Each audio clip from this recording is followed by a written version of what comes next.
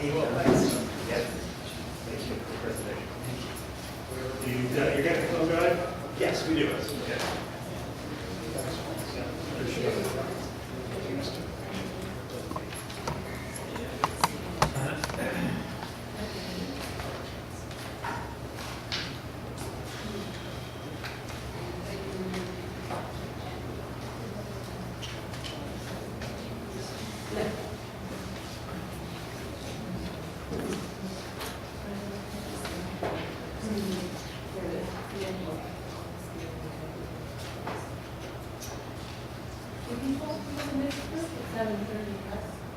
Correct, 7:35. Oh,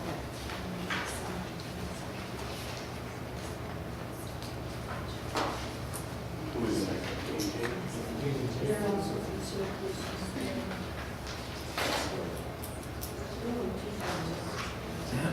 Do we want to take care of a couple of these other things while we're waiting, since it looks like it's going to be a long night? Can I have a motion to approve the minutes of October 22nd? Nancy? Second. And Reggie? Howard? All in favor? Any opposed? Motion is carried. Thank you. Okay. That's all. Yeah.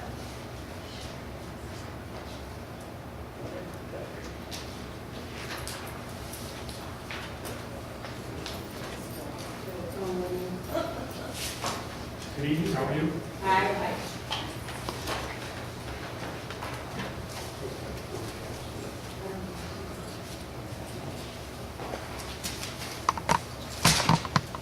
John, are we going to need a few minutes to set anything up, or do you want to do some other things? Sure, go ahead. Okay.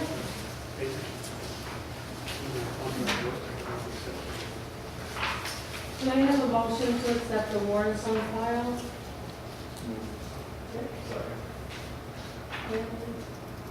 All in favor, or any questions, comments? All in favor? Any opposed? Motion is carried.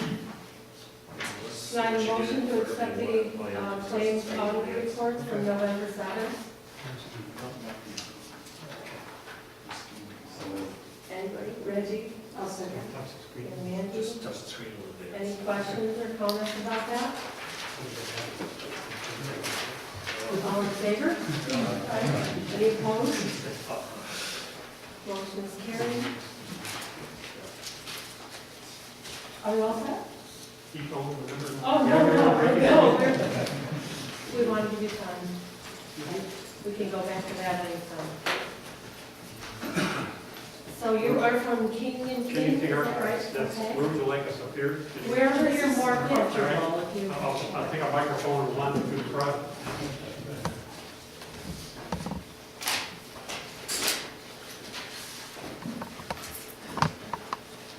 Maybe you can, I'll introduce our team, and then maybe you can introduce the people around the table, so we have an Okay, idea of okay. who you are.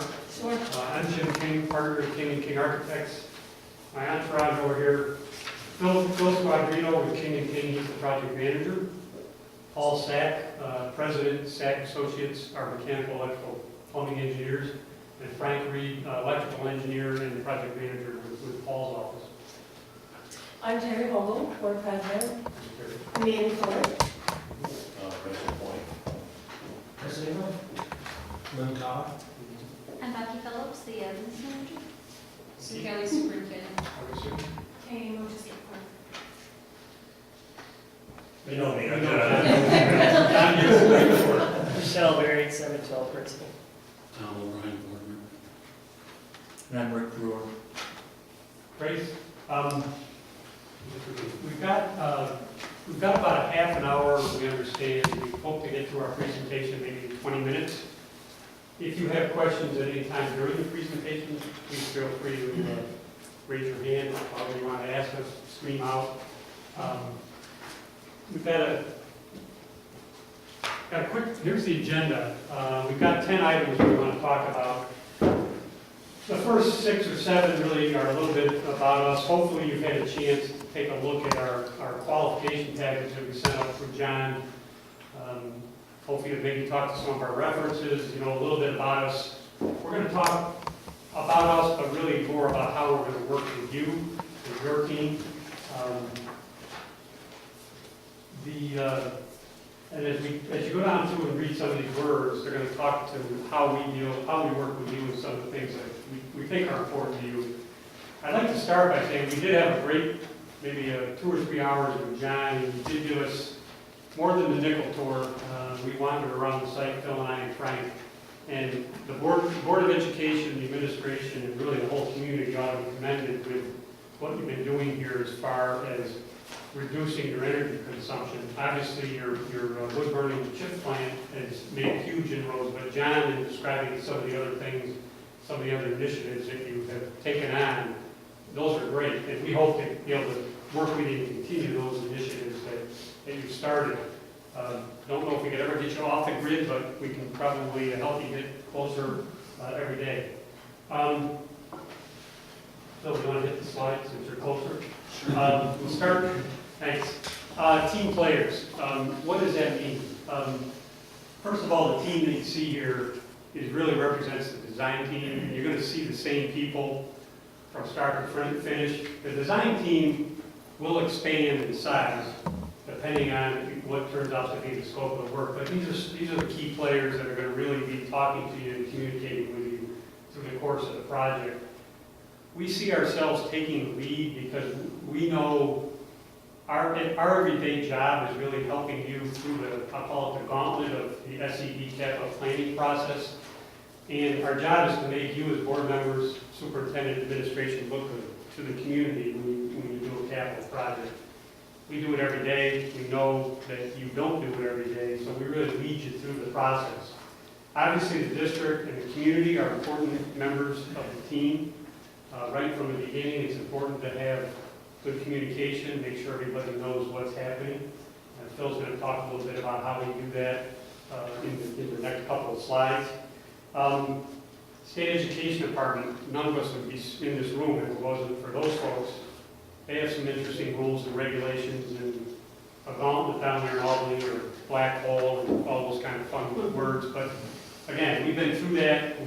We'll talk about our relationship with them as well. And ultimately, we're really looking for a long-term relationship with the district. We want you to be our next best reference for the next plan we go after. So that's the approach that we take. Phil, do you want to hit the...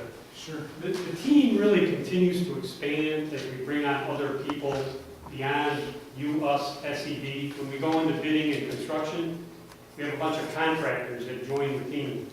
And if we act as a team and respect each other, we all have common goals. It's amazing when you get the contractors on board. They're not all bad guys. And if you treat them with respect, like I saw in the kindergarten wing over here as we were wandering around waiting, they treat you the same way. So they're part of the team ultimately. With that, I want to pass it over to Phil to talk to you about the next couple of bullets and some of the things that we think we're good at and how we're going to work with you specifically as we head down this road together. Thanks, Jim.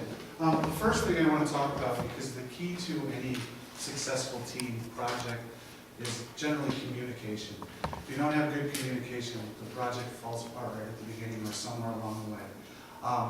We tend to try to be really good listeners in the communication process, because each of these guys are really good at what they do, but we're not experts in what's going on in Edward Knox School District. So we need to listen to you guys to get the information from you so that we can help you develop a good project, and then in the end end up with what you were looking for. And sometimes, you know, we think we hear something and you think you told us something one way and it comes out the wrong way, and we've all had it happen, whether it's with a construction project or anything. So we do a lot of over communication, and some of the other things we can do is tailor the communication to the district. However you like to receive the information, if it's through email, who you want to have the communication, if it's, you know, phone calls, and if it's us, you know, coming up here to meet. I've been working with Perishville Hopkinton for the last 10 years, since 2002.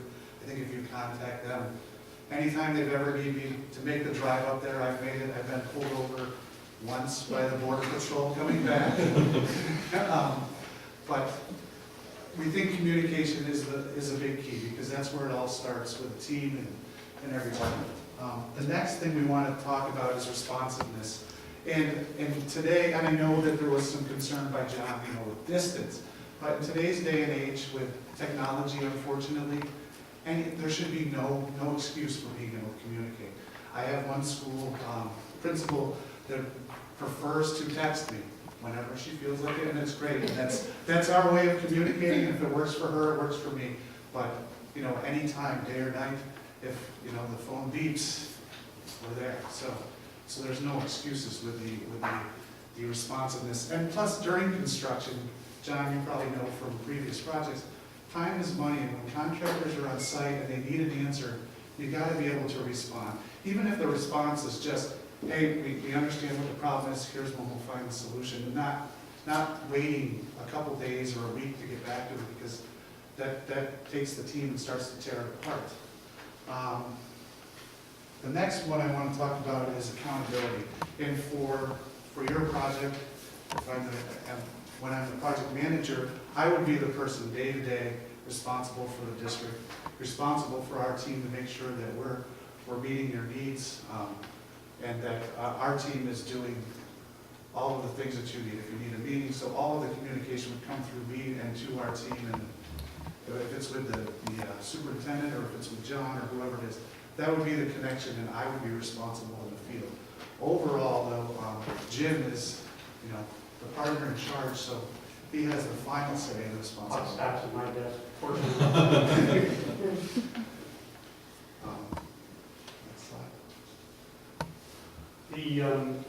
Next slide. I mentioned earlier, one of the key members of the team is not here in person, the state education department. And one of the things that we pride ourselves on that really helps the district is we know not only the manual planning standards, which again just defines the minimum requirements that they're placing on you to get a project approved, but also we are very knowledgeable in terms of the people involved. I think Paul grew up with Carl Thurno, who's the director of the facility planning, and I always kid Paul that if we really need a favor from Carl, we just go back, get some of those photographs from the 60s and 70s. Or I can remind him that we gave him the windows out of my mother's camp for his camp. So we've got a good relationship with all the folks at SED, even though that facilities department is being sort of picked apart and there's fewer and fewer folks there. We are able to help you get your projects through that review process by just because we know the people, we know the rapport, we know what they're expecting of us when we send in a project. The other thing that we really are experts in, and I'm not sure whether John told us who your fiscal firm is, but we work with many of the fiscal firms in the state, and we really understand the state aid process and how it works to your benefit. We've got some things we want to talk about when we get into the estimate that we did on the project as to how you might want to think about using your Excel funds that you have left. And because of your high aid ratio, you're going to have a hard time doing a big enough project to spend them all. So I want to talk to you about some options there. But our knowledge of the SED process and your business in terms of that side of it, the business side of it is very good. And hopefully you've talked to our references about how we have been able to help clients like you maximize the aid that's coming back to the district. And we realize you're at 98%, so you want to get all those dollars and pennies back because it makes a big difference to the local community and the local taxpayers. I think with that, you can hit the slide and flip to the next one. Expertise. One of the things I didn't say about these two gentlemen over here is we're not a full-service AE firm or architectural engineering firm. We hire specific experts and consultants, whether it's the kitchen serving lines that need to be dealt with, whether it's the lighting replacement, or whether it's the alternate energy options. We'll hire the experts and bring them in for the specific need of the project or the client or both. So with that, I want to pass it off to Paul, talk a little bit about their firm and the expertise, but also talk about some alternate energy pieces that we've done recently. Thanks. Jim said, talk about expertise. I said, well, I can probably just tell you that we're really good at this process. I don't think it's going to go very far. So how do I capture that? Maybe a little bit of history on the firm. and kind of what our background is, so they can kind of tell our culture a little bit about us. Frank and I worked together years ago in the 80s at a larger MEP firm together. In the late 80s, I left after having done a lot of healthcare work and school work and energy work, central plants, boiler plants, chiller plants, cogeneration plants. That was the expertise I had developed working with Frank, and I left and I joined a smaller firm of 7 people that was really rooted in industrial projects and with commercial developers, developing office buildings for the most part.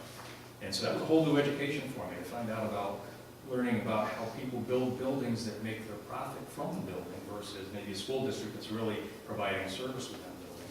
So it was able to, and they were very hands-on. Developers challenge you every inch of the way. If you run the pipe this way, it's less expensive than if you go this way around. And you're right, when you end up redesigning. So I started merging those two experiences together, being very hands-on oriented and trying to draw back from all of the energy work that I'd done. And then I got a call. Frank said, hey, I would like to make a move. Do you have room for me? So all of a sudden Frank came across that divide and started working, which I just thought was great, because I know he's terrific at what he does. He's the electrical one, and I'm the mechanical one. So we've been drawing for, now going forward for quite a few years, drawing from those different backgrounds. So we can target indoor air quality from our healthcare work and say, okay, the health guidelines and codes dictate certain air intake and exhaust locations, height above the roof, height above the ground, are all different. So we can draw from that experience, and we can apply it to the school industry and just say, hey, we can have a better project just by applying some of those simple rules. So I think that's where our expertise is drawn from, and other than getting down to really detailed specific stuff to demonstrate, but that gives you a feel for where we are. Jim also said, what about innovation? I said, this was a project that we did a few years ago for Parkview Central Schools, and it was a performance contractor was going to do a project at the school. They said, we think it's a cogeneration candidate. We want to generate heat and power off the same equipment and save our overall energy costs. And another engineer that was working at the district at the time said, it's not feasible, it doesn't work. And so the performance contractor suggested the architect to get us involved and take a look at it. And they weren't opening their view enough. They were looking at a kind of a smaller project. And what the secret was it's a larger district, the Carthage district, was to really reach out into the middle school, different portions of the high school, and convert different portions of their heating and cooling system to all come back to that common mechanical room, where we can generate a significant amount of power and heat and send it out to the entire building. And this graph just shows the energy use is the red line. And you actually see it going up. Well, they started air conditioning. They said, with this new system, we can do air conditioning, we can improve conditions in the room. But the green bar is, this was before the cogeneration started. You can see this is the energy costs that they actually incurred. So once the system was running, they were able to provide better indoor conditions, air conditioning to much of the facility at about half the cost that they were running before. So it was a tremendous hit. And it was really just by being a little more creative with how you pull those things together. And I was really excited when Frank came back and mentioned what you were thinking about, the European Rankine cycle turbine system. And it's something that people have been looking at for years. I've done some steam back pressure turbines, which basically it's the same kind of function. It's using steam instead of refrigerant. And the keys to those projects are to make sure that you don't oversize them. You want to have the equipment running, basically when it's running almost full tilt. You watch that it doesn't turn down so low that it can't be stable. So you want to get as large as you can without being too large, so it's got this delicate balancing act. Did a steam turbine for Armstrong World Industries in Fulton. It was a great success because of that sizing. The firm had done one for the county prior to that, and it was a great project. However, the county was in their wisdom, asked one engineer to do a steam turbine, another one to take out some steam equipment. So all of a sudden there was no steam opening. Frank and I have been talking about this. I said, Frank, we got to size it in the thermal, but I don't want to oversize the electrical. So Frank started looking at that. Yeah, so basically where we got with that is when you gave me that information, I went back to Paul. We looked at the size of the units and things like that. And obviously when we look at the peak, what we can do with it overall, I'm not going to bore you all with numbers, but I'll tell you it was 65 kW. But what that amounts to in your building, basically, I don't have the numbers overall, but my guess based on this size building, your peak demand is somewhere in the neighborhood of, let's say, 350 to 400 kW. 240. Well, okay, well, that just goes back to what Jim said about how awesome this building is overall as far as being innovative and the energy that you use. Because obviously, just as you put on your list, there's amazing things we can do in here, not amazing, there's a lot of other initiatives we can do with, like the lighting that's overhead right now. We can cut this down to one-fifth of what's here right now to even take more advantage of that. But going back to what you said, at 65 kW, at your peak at 240, at nighttime when you're in down mode, the lights are off, your heating system is probably cut back. Obviously, your demand is probably down to somewhere around 15% of that overall. So you're going to generate a number larger than that. And that goes back to what Jim said, when we can, because of the utility company, we can produce that power to return back to the utility company, and you'll be collecting a check from them. It's just things like that. And obviously, again, to what Jim and Paul were talking about with what you had on the list and what we can do with the lighting system and what we can do with controls with LED. We don't even have to go to LED. There are other T5HOs if we want to go the fluorescent route. But no, there's a number of things we can do that we could reduce your energy consumption just on the lighting end of things, and controls. Photo cells where we have a lot of daylight, scale back the energized light that's on, if not turn it completely off. And then the other thing we have to do, which falls in place, we have to do a little bit of distribution realignment with taking that 65 kW and getting it on the system. The other thing that John mentioned was your generator. And with changes in the code and everything, we can take more advantage of that generator to run more things in this building at the current size it's at. And that generator was originally sized, it was sized based on the code at the time, which basically said they had to have enough demand on that, and that demand had to be allotted and set aside for that fire pump. And the same with your elevators. Well, now the way the NFPA 20 is written, which is the code for the fire pump, we basically can shed that load, use that load, and then when the fire pump is needed, we have to set it up that the fire pump becomes a priority. But most times, as you know, when you lose your power, how many times, probably never, thank God, and hopefully never, would you ever need your fire pump. And the same with your elevators. If we go ahead and put in a recall system, we don't have that demand of a generator on those elevators anymore. That recall system gets those people to safety immediately, and we use the generator to feed other pieces of equipment, whether it's your heating system, whether it's more refrigeration, whether it's just other rooms you would want to use to evacuate to this space. If you're able to use that. So that'll all kind of fall into place overall as far as the redistribution. And that way, we're not just, spending a lot of money to do that. It all kind of falls into place with two things. Hopefully we can get things to align where this becomes cost effective as well. So I mean, it's kind of a combination, Phil said it earlier, listening to what your needs really are, and looking at the different options, both electrically and then producing electrical power to maximize whatever you need here, however you want to use it. We have some ideas, there's a number of options we can look at, but we want to explore those with your input to make sure whatever the final solution is, it's going to work for you. The next couple of slides, we're going to talk about the schedule and cost, both from the point of view as to how we deal with it, but then we're going to get into some specifics about your project, what a potential schedule might look like and why, and then some estimated costs based on our very, we call them slightly educated wild, guess. We had a lot of great input from John, and then we made some slightly educated CWAGs, and Phil is going to take you through that. So, Phil. First, I want to talk generally about cost and schedule.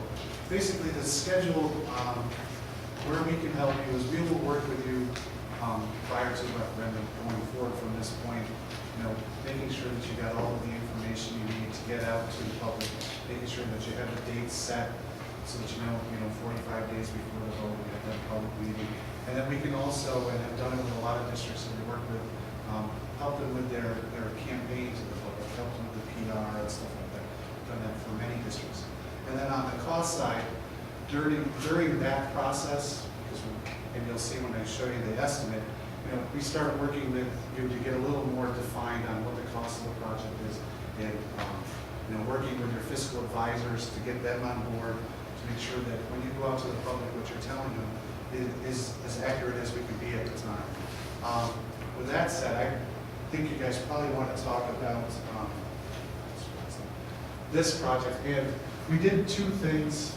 We had to put together a schedule to kind of help come up with an estimate, because that has a lot to do with the cost of the project.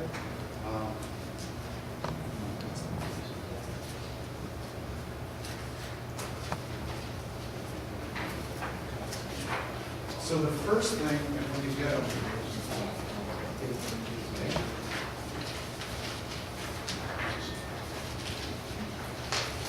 We got 15 copies of it.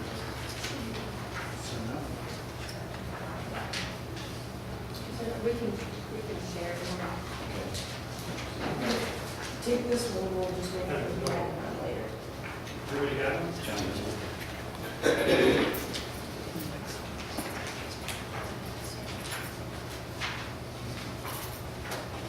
So basically, I think it's on the second page. You'll see a thing with a big bar chart going across.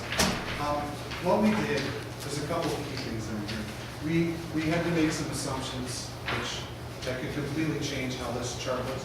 But to help us figure out, what the time frame for a project. So the first assumption we made was that there would be a vote, probably with your budget vote, maybe not.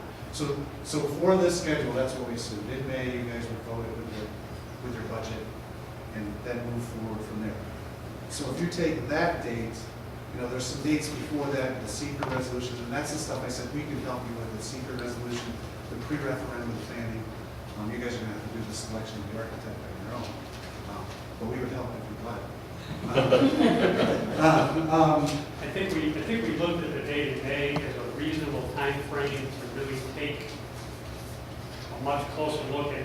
We got John's list, which came from various sources, I'm sure, but it's got several categories in under the last category was nice to have, or maybe there were some wish list items on there, but as a team, we have to figure out what the real project is going to be if you're going to head down that road and actually take it to a referendum. So there is a time, that's why we thought a May vote would be reasonable, because it would allow us to work with you, listen to what the needs really are, look at those options, look at the innovation potential, and really come back with a true project that you could accept. Obviously, the Board of Education needs to make that decision and take it to the voters if that's where you're going to go.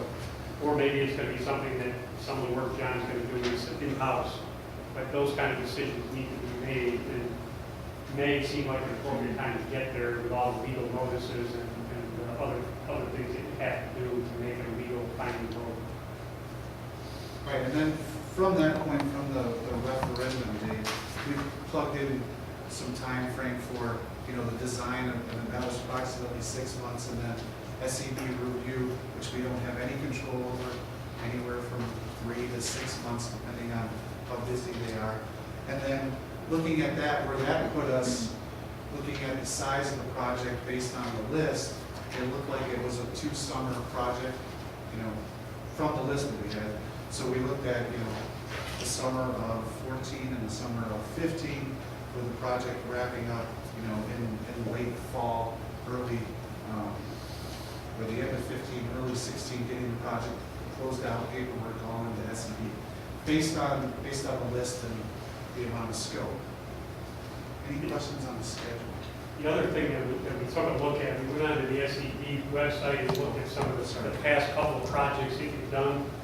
And there's a 5-year rolling aid ceiling that you're tied to with folks in Albany. So if you did a project this year and you had a certain aid ceiling on this building, which you do have, and you spend some of it, then you go do another project within that 5-year window, you're only going to get to spend the remaining, or you're only going to get aid on, I'll make up some numbers just to illustrate it. Let's say you have a $10 million aid ceiling on the building, and you did a project in 2012, and you spent $8 million.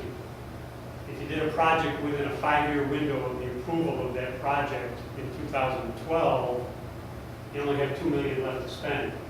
Now, you could do a $10 million project, but you're only gonna get 98% aid on $2 million, and the other 8 is yours locally. So that's a relatively new process. It's actually been in place since sometime in 2001. It actually just started to evoke the provision in the law about 4 or 5 years ago.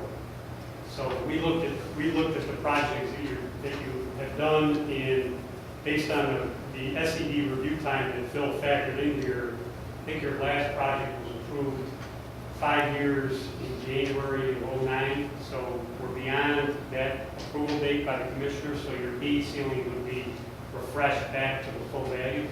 So that's an important thing to look at as you start to plan a capital project, to make sure the review date by SED is beyond that 5-year window, especially if you're close to the aid ceiling, which we don't know yet because we've got a list of potential projects. If we put a number on, we haven't gone back and evaluated the aid ceiling on the building as of yet. But it is a fact that you need to look at. And after the schedule, there's another page that just is a brief summary of the schedule, instead of the bar chart. And then the page after that. Basically, what we did for the estimate is we broke it down into the categories that John gave us. There was safety, there was energy, building related, and then useful to have items. We did go through and we put numbers to each of these. When I was preparing this and when we were working on putting those numbers together, there's just some things that we don't know enough about, and I didn't want to come here, we didn't want to come here, and have a number there and you say, wow, is that really going to be that? And have you start taking a look at this list and picking things off based on whether you didn't think it was useful because of the cost. A perfect example is the parking lot. It says, reconstruct parking lot or parking lots. Well, reconstruct versus resurface, if you reconstructed all of the asphalt, I think we came up with a number of like 1.3 million. But if you have to resurface the parking lot, which is mill it off and redo the top, it's somewhere around 300,000. So we didn't think it was pertinent to stick every number in here because we just didn't have enough information. But we did take order of magnitude based on our experience. It's for like window related items and some of the electrical related items that we had pretty good ideas of. We plugged those numbers in, and then we came up with a number for each of the categories. And in the future, if you want those other numbers and when we get more information, we would redefine all of those numbers and keep going forward. The other thing at the end of the second page of this, so when you get down to the bottom of the estimate, we have it broken down by category, and then we have a total estimated construction cost, and then again, because we don't know enough about the project or about the building, we put in a design contingency for those things that maybe we miscalculated, or there's other stuff that sometime in the next few months that come up and say, hey, we really should look at this too, or with any project, while you're doing this, you might as well do this because it's going to save you money in the long run. And then underneath that, incidentals is the incidental side, the district's cost for doing the project, hiring the architect, hiring construction manager, clerk of works, doing your part of the project. So we estimated that at 25%. It's usually somewhere between 20 and 25%. So we cautioned on the higher side there. And then the escalation is strictly based on that schedule that we showed you. If it's 2 months of construction, that 24 months is from now, so that would be to the midpoint of construction, because generally by the midpoint of construction, contractors have bought all of the stuff that they're going to need for the project, so you would know the final cost for them. And then that came up with our number at the bottom, which is $7,068,000. Again, that's slightly educated wild ass guess. So, from 10,000 feet up and not enough time with John to know exactly what the project is. The last page, just so you can see, and this is basically how we did the estimate. We had a Bell Osborne we worked with. We gave them an aerial photo. They took a look at the items that were site related and started to, try to find the numbers. And that's how they came up with the asphalt number. And they came up with a number for adding the entrance drive off of the bus or off of the parking lot instead of having it into the bus loop. So that was just basically to give you an idea of how we approached this estimate, right? Jim? We essentially did the same thing. John loaded some drawings when we were here, took them back, and we, again, based on what we heard, what we saw, in our experience, we put these numbers together. They could be way high, they could be way low. But right now, based on what we knew, we did the C-WAGs, and that this is where you're at. A couple of things that we thought about. John shared with us, obviously, your A ratio very high, and your XL funds that you still have remaining, which are also sizable, I think in the neighborhood of 400,000 he shared with us. And the purpose of the XL funds, as you know, are to cover the local share. So 400,000 does a huge project. There's no way you're going to be able to spend the 400,000 XL if you use it as part of a capital project, unless you consider doing, maybe splitting the project into two pieces, using the XLA to offset the local share on the major piece of it. And then because XL funds are going to disappear at some point, nobody knows exactly when, but if you did a $7 million project, you're only going to spend, say, $150,000 worth of XL funds. So you're still going to have $250,000, $300,000 remaining. You can do a pure cash XL project, which is spending the XL aid in lieu, or the XL funds in lieu of any state aid. So if you picked out of this project, which we also looked at all of the items on John's list and evaluated them for building aid, and in order for an item to receive XL aid, it needs to be building aidable. Most of the items on the list are building aidable. There's a few that might not, like the blinds on the windows, unless you're replacing the windows. You can't just put blinds on all the windows. So not a big piece of the number, and not a huge part of the total project. The bus garage is not XL aidable, it is building aidable. So if you did the expansion of the mechanics bay, the bus garage, and some of the other work that's on the list related to the bus garage, you can get your 98% building aid, but no XL funds applied to those dollars.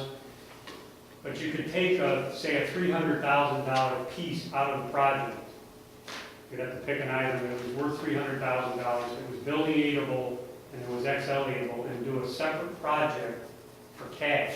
In other words, just spend the remaining, say, $300,000 or whatever the number was in XL aid on one individual project item. Set it up as a separate project number, separate from the main project, whatever the main project was. So the main project would get building aid, XL aid to offset the local share. You'd have a slight local share you'd have to cover on the bus garage portion, but if you're working with your fiscal advisors, whether you have capital reserves, other ways to cover that small piece, and then a separate cash project to spend the rest of your XL money. So those are the kind of things, again, trying to be innovative, trying to use the dollars that, if you're not using those XL dollars, they're probably going to go to Long Island, so, which none of us want to see. We'd rather keep it up here in the North Country, in northern New York. So those are the kinds of things we've looked at relative to trying to maximize aid on the project. And I think with that, That's it. we're done. So unless you have any questions, hopefully we've answered the questions. We're looking forward to working with you. Are you talking about replacing all the windows in the school or just certain areas? No, I think in walking through and reviewing with John, there were specific areas where either windows had failed or there were some issues with some exit windows, I think, that needed to be replaced. I know Phil went through the numbers specifically. Yeah, they got some stops. And yeah, there was some safety stops. Like the windows here, they're fine. But it was not all the These windows. windows here, this is fine. That was not a huge, that was it's not the entire building, the specific locations. And again, somewhat of a slightly educated guess because we got some numbers from John, we saw a few examples of what he was talking about, and we estimated it on that basis. Yeah, one other question. When you talk about the soccer scoreboard, it's not hardwired then, it's gonna be like, Wireless, yeah, I think Frank, we actually, I think the price that we put in was a brand new scoreboard, rather than trying to relight or retrofit the one, just again, to be conservative, maybe some other options, Frank, I Yeah, don't no, know. that's exactly what I did. I did an LED scoreboard with wireless control. because that one doesn't work all the time, so. Yeah, and then basically what happened is to be honest with you, I didn't know for sure what you had now. So like Jim said, I allowed, in the pricing I gave them, which is broken down, what I allowed for is a total new scoreboard with a new support system as well structurally. And then I allowed some for electric feed to it, not knowing what was there now. But if you have one now and it's incandescent, I promise you, there's more than enough power to run an LED, as you probably are well aware of. What is our biggest area for cost reduction as far as energy costs? Lighting? There's quite a bit, I think we saw, at least in 2 of the weeks. Yeah, I would say in the lighting end of it, in some of your larger spaces, because of where LEDs have come and where T5HO fluorescent fixtures have come and what you can do with controls. Because in a space like this, these are HID fixtures, metal halide fixtures. If you wanted to dim this to do a presentation like this, you can't do it. And if you shut those off, you have to wait 20 minutes before you turn them back on. The great thing about T5HO is if we did it direct, we basically could use that same support system, put T5HOs, put multiple lamps up, and control them by cross-section. So you could put 1 lamp on, 2 lamp on, or 3 lamps on, and that gives you basically your own dimming system, when you're doing, but still gives you enough light to take notes. It's what they call AV mode in a classroom, where you scale back the lighting to the point where a student can take notes and see a digital projection, but you're not wasting a lot of energy on light that you don't need. And then I think there's opportunities in here with the glass that you do have in large spaces. You could scale back your lighting too with photocells. And then in your pool area, for instance, we talked about the pool. What you have in the pool, now we could go to T5HOs. Again, you basically, that's a space where you don't really do much with levels, because obviously you have to have 50-foot candles on the water at all times for the board health. So you have to light to that level. But the nice thing about T5HOs are, and you use that, it's the instant on-off. Your gymnasium, you can do the same thing. But your gymnasium, you can do levels too, depending on what you have going on in your gymnasium or multi-purpose space. Your auditorium, you have incandescent fixtures, probably quartz lamps, that probably are rated 1,000 or 2,000 hours at best. We can go in there and put in LED units that'll put out, be much more efficient, be rated 50,000 hours, and you'll reduce that energy by at least, I would say 400% of what you use now. It's phenomenal what LEDs do in that application. That's huge. It is huge. And the great thing about those units, when you do a comparison in the downlight world of LEDs, the downlight world of LEDs, when I'm talking about downlight, I'm talking about the circular light like you have here in your entry when we walk in the door and things like that. The cost of those fixtures now is probably within $50 of a fluorescent unit. Now, when you go to an auditorium, you go to a bulkier LED unit because you're lighting from such heights. But in all seriousness, compared to those quartz units you have now, it's probably a 1-to-1 comparison. So that's where, and then we put automatic controls on, which you have in a lot of your spaces now.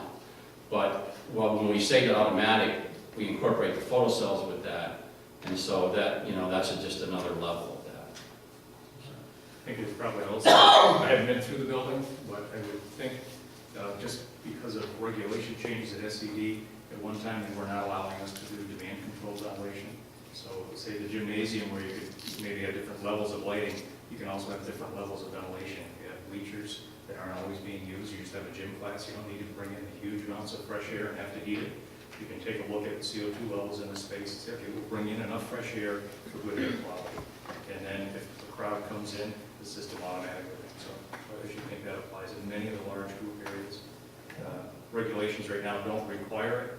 They were very carefully written ventilation code in this last round for unit ventilators, the way they're sized. You don't have to put demand control ventilation on those. Anything slightly larger now is a code requirement. But you might take a look at what are your energy costs. Do you want to address some of the smaller equipment as well?